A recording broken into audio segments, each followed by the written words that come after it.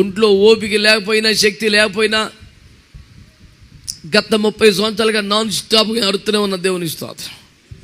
హల్లెలూయా చెప్పరే.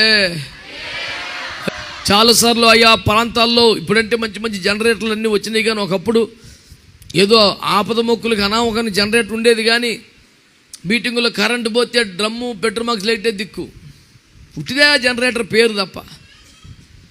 నేను కొత్తగా సేవకు వచ్చినప్పుడు పెద్ద దైవజనులతో ఎక్కడికైనా పరిచర్యకి పోతే వాళ్ళకి పరిచర్య చేయడానికి, వాళ్ళ బ్యాగ్ తీసుకెళ్ళడానికి, వారికి ఏమన్నా వ్యక్తిగత పరిచర్యలు చేయడానికి మేము పరిగెత్తే వాళ్ళం.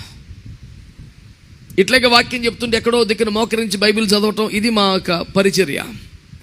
అయ్యకి ఏమన్నా కావాలంటే చూడటం, ఇట్లా చేసేవాళ్ళం. మంచి ఉజ్జీవంగా అయ్యగారు ప్రసంగం చేస్తున్నప్పుడు కరెంటు పోయింది అనుకో, వెంటనే అయ్యగారికి వచ్చేది, రేయ్ పాట పాడరా అనేవారు. కరెంటు ఉంటే అయ్యి మాట్లాడాలి, కరెంటు పోతే జఫన్య లేవాలి, లేచి రక్తం చేయ. నా పేరే కరెంట్ లేనప్పుడు అరిసేవాడని. ఇక దేవుని స్థుతించడం, స్తోత్రం చెల్లించడం, వాళ్ళు ఏదో ఒకటి కంట తగ్గ పుస్తకం చూడకుండా, పుస్తకం చూస్తే ఈ బగులుద్ది మళ్ళీ, రేయ్ పాడరా పుస్తకం లేకపోతే పాట రాదా అంట. హల్లెలూయా.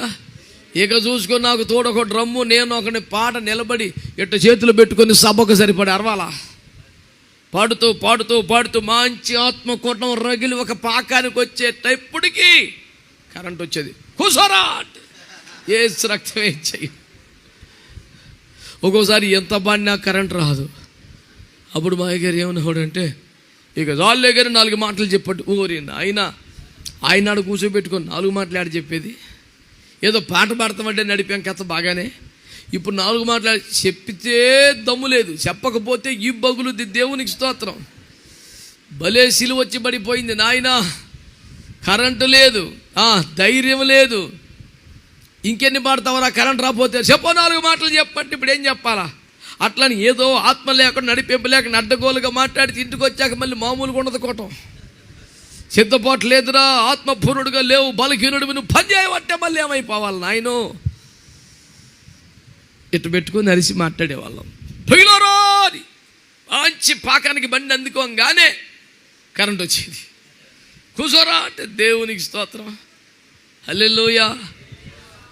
చాలా సంవత్సరాల క్రితం బొబ్బిలిలో ఓ హై స్కూల్ గ్రౌండ్లో సభలు జరుగుతున్నాయి. పాటలు అయిపోయి నేను ఇట్ట మైకి పట్టుకున్న కరెంట్ పోయింది. అయ్యో అని జనరేటర్ ఆన్ చేశారు. 4 పరిచయ మాటలు చెప్పే లోపే పెద్ద శబ్దంతో జనరేటర్ పేలిపోయింది. ఇక పల్లెటూరులో మళ్ళీ ఇంకొక జనరేటర్ తెచ్చిపెట్టి అంత సీను ఇక జరిగి సచ్చే పని కాదు. ఆ కన్వీనర్ గజగజలాడుతున్న ప్రజలందరూ బాధగా చూస్తున్నారు. దేవుని కృపను బట్టి ఆ రోజు పండు వెన్నెల రాత్రి నేను మెల్లిగా స్టేజీ చివరకు వచ్చి ప్రజలందరినీ చుట్టూ అర్ధచంద్రాకారంలో కూర్చోబెట్టుకొని, సుమారు ఒక 1200-1300 మంది ప్రజలు ఉంటారు. అప్పుడు నేను కనపడుతున్నానంటే మంచి వెన్నెల కదా కనపడుతున్నా. మీరందరు నిశ్శబ్దంగా ఉంటే నా మాట వినబడద్ది అంటే అందరు నిశ్శబ్దం అయిపోయారు. చేతులు ఎట్లా పెట్టుకొని ఆ రాత్రి వాక్యం చెప్పా. ఇక మళ్ళీ కరెంటు రానేలేదు. దేవునికి స్తోత్రం.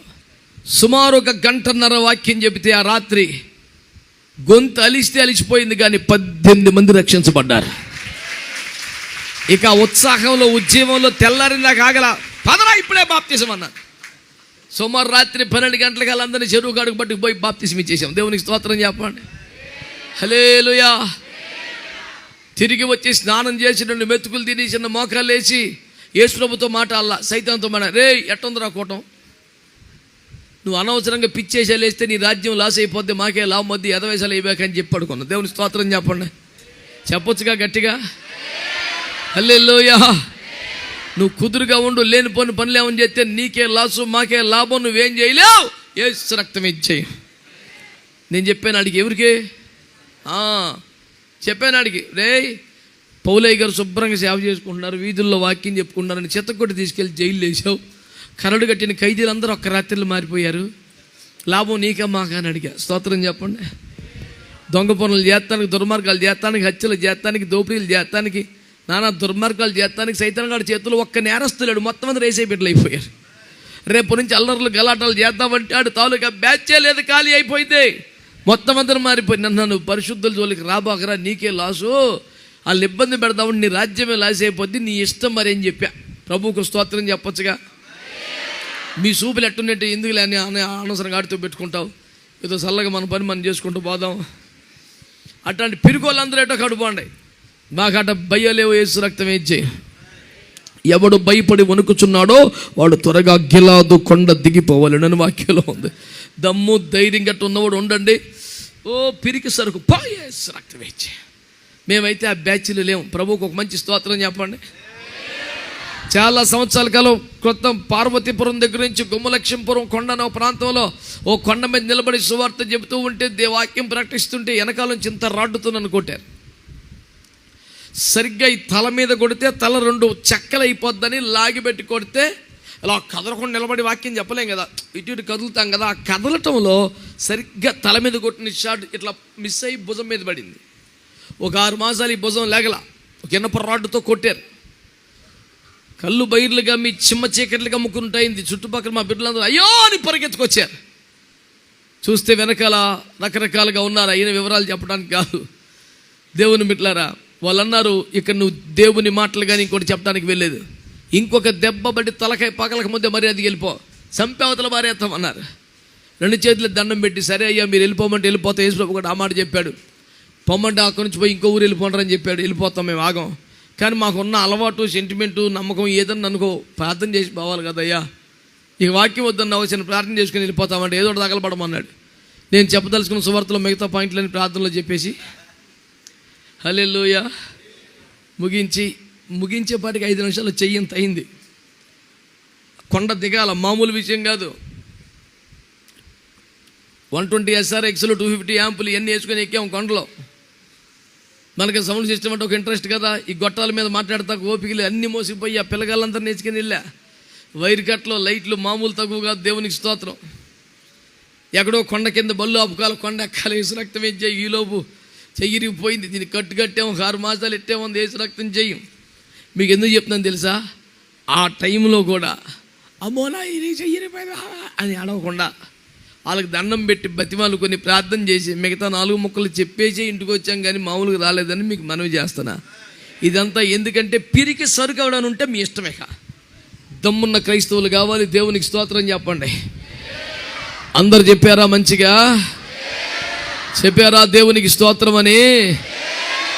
మౌనముగా ఉండేవారులారా, మీ చిత్తం స్వరమెత్తి ఏకీమి స్తుతించేవారులారా, ప్రక్కన పడవైన తుక్కులో నుంచి చెత్తలో నుండి కూడా కొంతమందిని దేవుడు ఏర్పాటు చేసుకుని మైకిమ్మ కలిగిన గుడారపు సేవలు ప్రతిష్ఠించి వాడుకొనబోతున్నాడు. నమ్మిన వారు గట్టిగా చప్పట్లు దేవునికి స్తోత్రాలు చెప్పండి. గట్టిగా దేవునికి స్తోత్రం. మీ కొరకు ఏర్పాటు చేయబడ్డ దినం ఇదే నేను నమ్ముతున్నాను. ఇది యెహోవా ఏర్పాటు చేసిన దినము.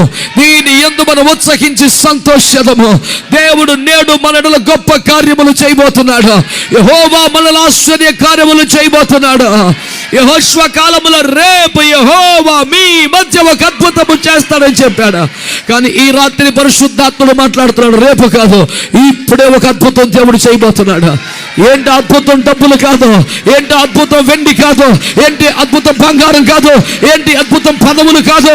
ఏంటి అద్భుతం? అధికారం కాదు. ఈ అద్భుతం పేరు తెలుసా? దేవుని ఎంపిక, దేవుని ఏర్పాటు, దేవుని సంకల్పం.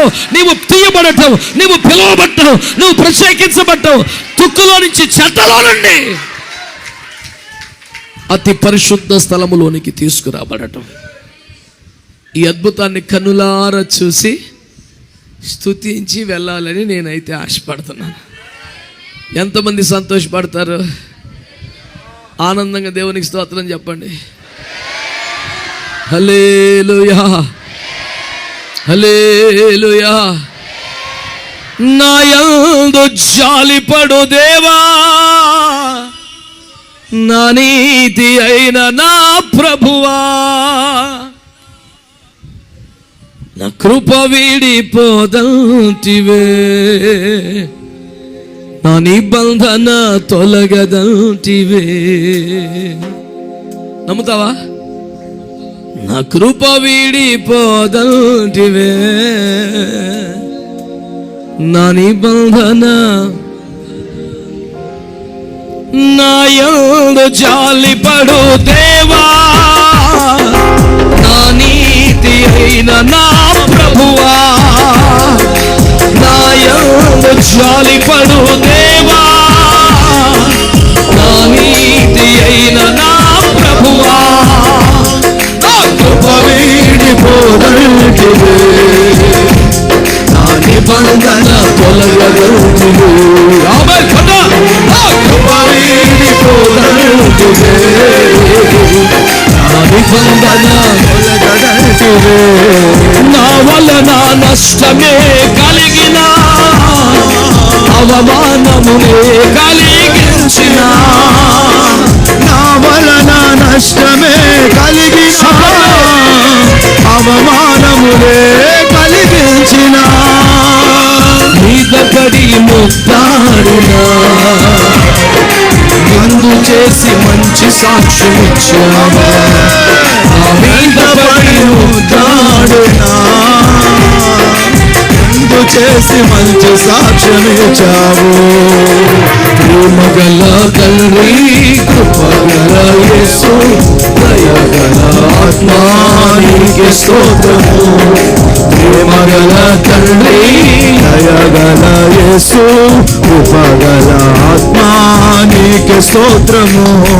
నా యందు జాలిపడు దేవా, నా నీతివైన నా ప్రభువా, నా యందు జాలిపడు దేవా, నా నీతివైన నా ప్రభువా, నా కృప వీడిపోదంటివే, నా నిబంధన తొలగదంటివే, నా కృప వీడిపోదంటివే, నా నిబంధన తొలగదంటివే, నా కృప వీడిపోదంటివే, నా నిబంధన తొలగదంటివే, నా కృప వీడిపోదంటివే, నా నిబంధన తొలగదంటివే, వీడిపోయేది కాదు, ఆయన నిబంధన తొలగిపోయేది కాదు. నిన్ను చాలి చేసుకొని నీ మీద వాత్సల్యాన్ని కలిగి నీ వద్దకు దిగి వచ్చి నిన్ను ప్రత్యేకపరుచుకున్న కృప. దేవునికి మహిమ కలుగును గాక. ఒక్కసారి చప్పట్లు కొట్టేసేకి స్తోత్రం తెలియజేద్దాం గట్టిగా.